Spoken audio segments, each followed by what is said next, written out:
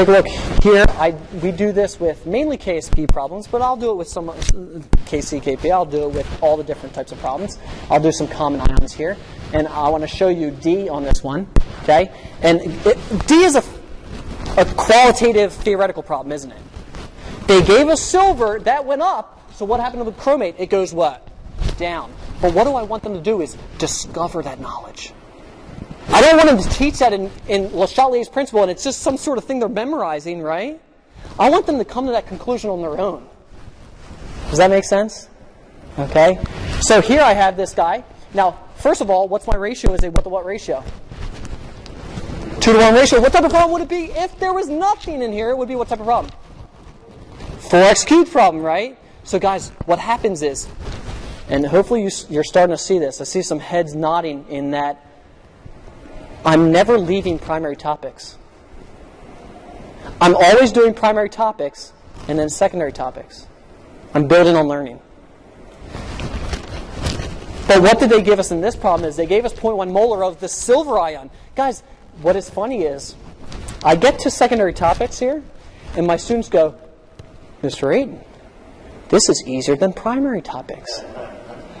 It's less X's. And I go, aha! That's right. Don't you want that as you go along? Don't you want your students going, this is getting easier? Rather than, oh, this is impossible. Okay, you want your students saying, this is getting easier. Okay, I had emails throughout the year from teachers that did this, that implemented this in their classroom, and they said, my students said they love equilibrium. Love. I never thought they would say they love that. Okay? And so, guys, ultimately, when they do this calculation, they'll find out, they'll discover, and I'll say, guys, give me one conclusion of what happened here. What happened? Compare your chromate to the chromate before. And what are they going to say? It went down. Because this concentration went up. And they'll come to that conclusion on their own. It's total inquiry. And I know, guys, we hear inquiry in labs with inquiry. Inquiry happens in class. And inquiry happens in class. Be less helpful. Okay? My students hate this look. When they get an answer, they go, is this right? And I go, can you explain that to me? And then they go to try and erase it, and I go, whoa, just explain it to me. I just don't know what you're talking about here, right? Rather than go, yes, that's right, or no, that's wrong, you did right, be less helpful, okay? Your students won't like it at first, but then they'll get used to it, okay? Yeah. Is it? Yeah. Buffers. Buffers, if you can see, this is a nice problem right here. They've been given Ka. What type of ratio is this type of problem? It's a 1-to-1 ratio. We already did this problem. So if it's a 1-to-1 ratio, what are we having up top is pretty much what? X squared. It's an X squared problem, right? But in this case, what did we do? We have a common ion. We have potassium fluoride. We have a buffer. We basically have a common ion. And so where does our acid concentration always go is where? It's that denominator. Why is it the denominator? Because that's where our equilibrium expression is, isn't it? Okay? And where is our common ion going? It's going up top, and we're solving for less X's pretty much is what we're doing. Okay?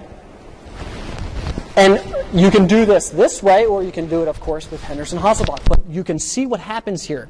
In my approach, this ratio becomes much more important. And whether they're doing it in Henderson-Hasselbalch or whether they're doing it the standard method, that ratio is still of conjugate to acid or conjugate to the base is very important to them. And I ask my students, what's the ratio? That way they don't get kind of like, they get that ratio problem and they go, what ratio are they talking about, right? And I've seen that. I've seen that look in my students, okay? Take a look here. This is a 2005 AP exam. They gave us Ka. It's a 1-to-1 ratio. What would be up top is what? X squared, right? X squared. And so the X squared, that would be for part B, wouldn't it? The 0.265 molar of the concentration would go to the denominator. We have X squared up top. We're solving for X. We can negative log it. We can solve that there. Take a look what happens here in C. They gave us a sodium propanoate. What did they do? They gave us a what? Common ion. Rather than them being concerned that, did I memorize what the definition of a buffer is, they see a common ion there. Okay? And so we see this guy happening here is 0.496 grams of the sodium propanoate, we can end up finding our concentration. Guys, I do these calculations all the time. I drill them into their head as we go from grams, it's a divide. If we have molarity, it's a multiply problem, and my students just grab that. And so once they get this concentration, they know where it's going. Where's it going to go is up top. Why is it going to go up top? Because that's where the common ion is. It dissociated into that concentration, and you can see where you're building that in primary topics. You can ask them during primary topics, where is the conjugate at? Okay, where's the conjugate at? Why is it there? Okay, and you're basically solving for less X's. Okay. This is a 2007 AP exam. This resembles a lot of what, in a condensed version, what we saw in 2012 this year, isn't it? Okay, they gave us Ka. So we're solving for concentration. What type of problem is it if it's 1-to-1 ratio? I swear, you guys already have it, okay? No problem. You see how easy that is for students. What type of problem is it? It's a titration problem, which it's a titration problem before the equivalence point. So what type of problem really is it? It's common ion. It's a buffer. It's common ions. Okay? And if you were at Larry Funk's session yesterday, what was the one big thing that he said was ratio. He said the students that got the points saw the ratio. Saw that 3/4 to 1/4 ratio, didn't they? Okay? And so what are we doing here is we have our molarity of our base, which is our conjugate base, and we have our molarity of our acid, which is our our weak acid. And there's one big thing that helps them out right here is remaining. Now, guys, the one big thing that I can tell you is if you teach my way for primary topics, secondary topics, final topics, your students will have no problems with you teaching it. They will learn everything. The one thing they do have to work at is titrations. I'm sorry to say. Yes?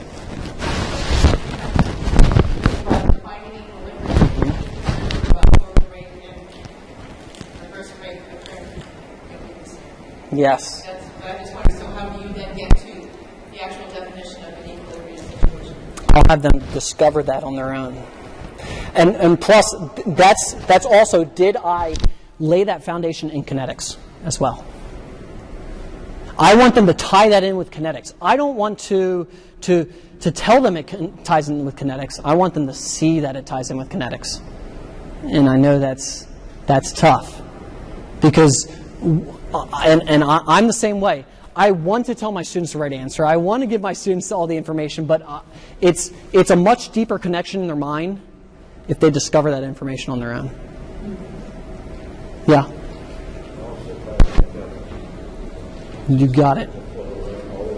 Yep. There's a flow from, and I do, after Christmas, we go into thermo real hard. We go into kinetics real hard. And guys, I was a kinetics chemist for 7 years. I was a laboratory manager for 7 years up in Philly, and I was a kinetics chemist. So I like to think that I teach kinetics better than anyone on this planet, okay? And so I really lay that foundation in thermo and kinetics, and I want them to see that connection, that tie-in, okay? I want them to see that tie-in between the forward and the backwards reaction. And oftentimes you can question your students Socratically through the primary topics on that very thing. You can have them come to that definition, to that thinking in those first 2 painstakingly days. Those first 2 days, be a Socratic questioner the whole time. Great question. And hopefully I tie into that near the end too, okay?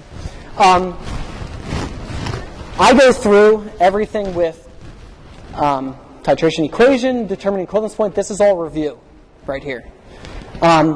pH halfway to the equivalence point. One great inquiry lab I did it this year. My students loved it and actually paid off on the AP exam was I gave them a base and an acid. I didn't label it. I just labeled acid and base and didn't give them any volumes, any concentrations, anything. And I said, find my Ka.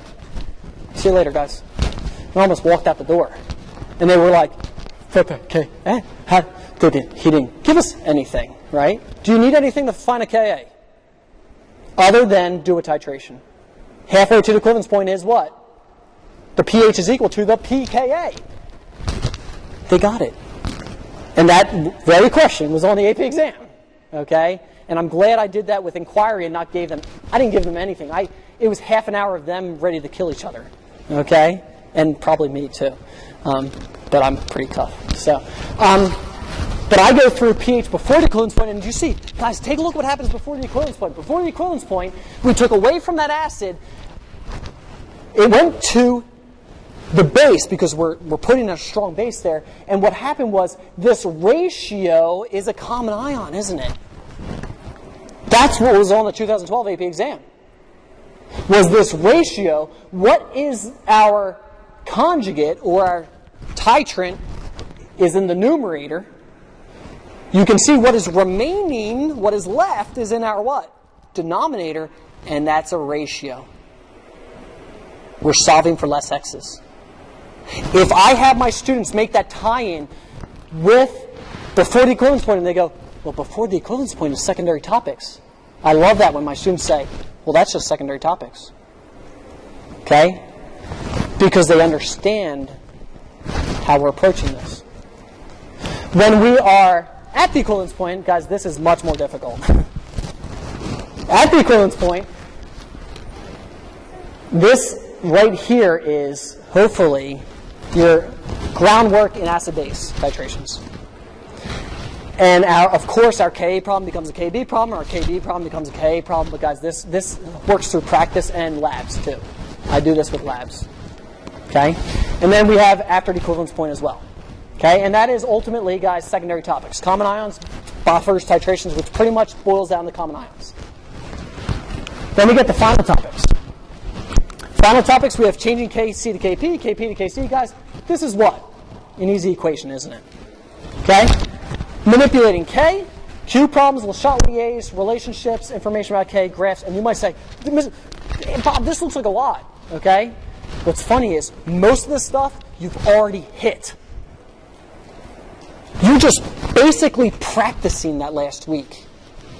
You're going through as many problems and reinforcements and getting students to make those last-minute tie-ins and things like that. What you're doing in that last week of instruction is you're making sure 100% of your students master 100% of the content. Okay? And that is very difficult. Changing Kc to Kp, very easy, right? It's an equation. Okay? And guys, it doesn't show up very often. Okay? But the better you know this, the more you understand this, this actually can be laid early on in primary topics. Okay? Take a look here, manipulating K. I've already discussed how this is laid in primary topics. When you end up talking about this, or you end up giving them a problem, just an extra problem there, they'll end up finding it easy. And a lot of my students end up just going back to the equilibrium expression for it. Okay? Q problems. We have a nice thing here with Q problems in that with Q problems, they know the K, they know all the information, they've been given everything, right?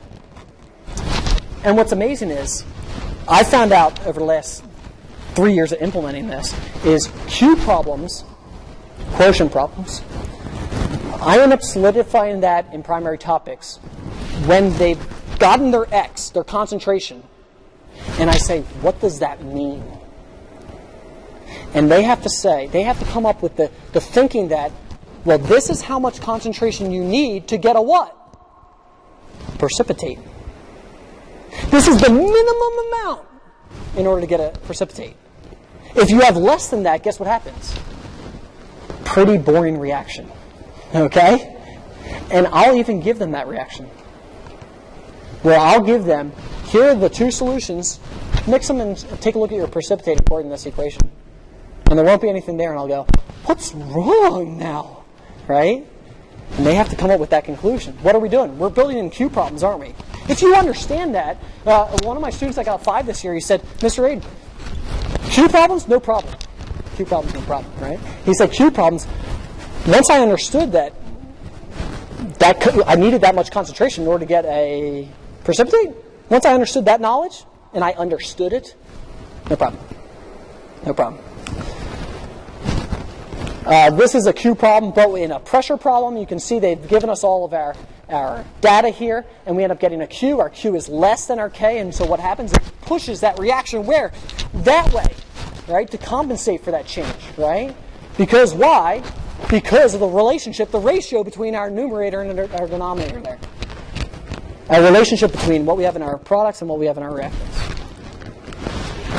Q problems do show up a whole lot, whether it's KSP, whether it's KC, KP, things like that. The next thing is Le Chatelier's principle. Guys, what's funny is with Le Chatelier's principle, you can lay all this groundwork early. They just don't know it's Le Chatelier's principle. Okay? You can have them discover that knowledge on their own. Well, they've given us some reactants. What's going to happen in this reaction? Well, it's going to push it to the products, won't it? You're already laying the groundwork. Okay? What would happen if I added an inert gas? What happened if I had neon to this? Right? Those are all those little questions in the AP exam that they want to know, right? They want to know. Well, it's not in Ayton. It's not in my equilibrium expression, so it doesn't do anything. Right? You can see that's primary topics, isn't it?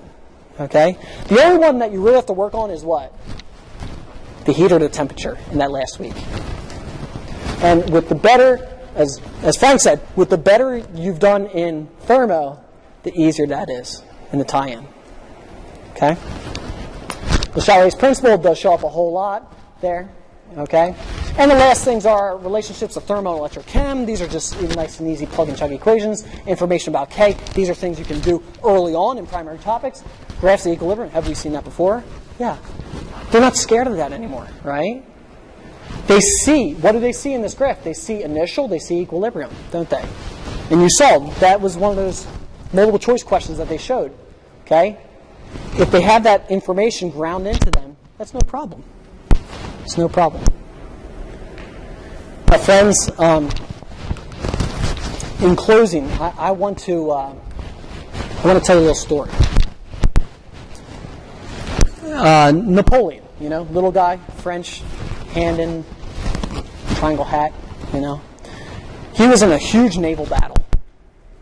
It was in pretty much almost a world war because it was them against the British, and they had the greatest navies in all the world, and they were just destroying each other, weren't they? In this huge naval battle. And there was a young man that came up to Napoleon, and he said, "Sir, I have a way for you to win this war. I have a way for your ships to sail in the middle of the night when there is no wind by coal and steam." Anyone know who that man was? Robert Fulton, inventor of the steamboat, patent of the steamboat. Napoleon turned to this young man and he said, "What, sir? Would you make a ship sail against the wind and the currents by lighting a bonfire under her deck? Please excuse me, sir, but that talking is nonsense." And he sent that young man on his way. We all know the French didn't win that war, right? They didn't win any war, but they didn't win that war. Who won that war? The English. With the what? With the steamboat. I'm a young man standing in front of you.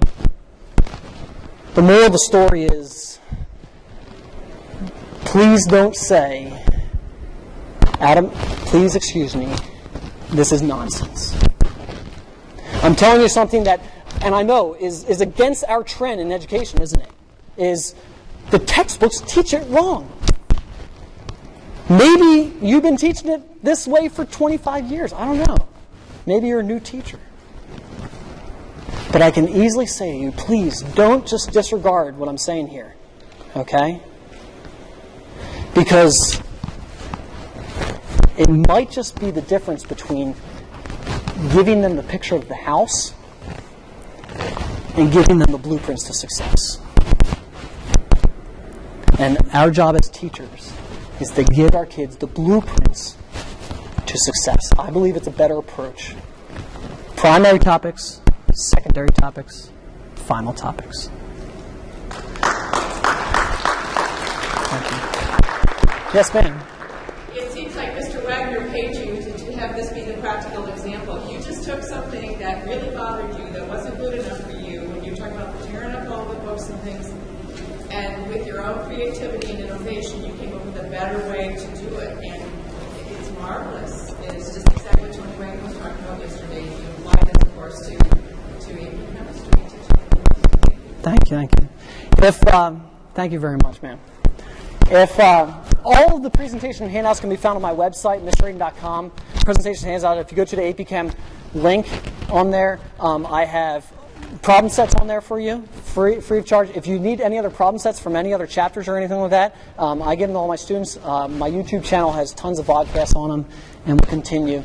If you need someone to present this to your AP Chem teachers, please have your professional development call me, okay? And set something up. So I do a whole week's worth of presentations on AP Chemistry and how to make it exciting and give those blueprints of success. But I'll be up here. If you have extra questions or anything like that, please come up, and I'll be here as long as you need to be here or until they kick me out, okay? Thank you guys so much. I appreciate it.